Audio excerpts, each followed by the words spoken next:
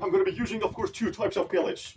So I have got a standard flat head pellets 5.5 and pointed pellets 5.5.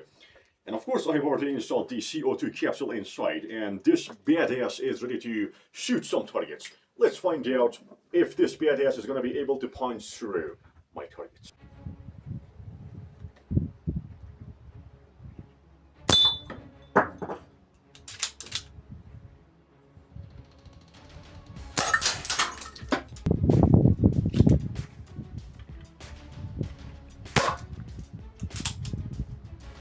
Was able to punch through. You can see a clean, let's say, destruction.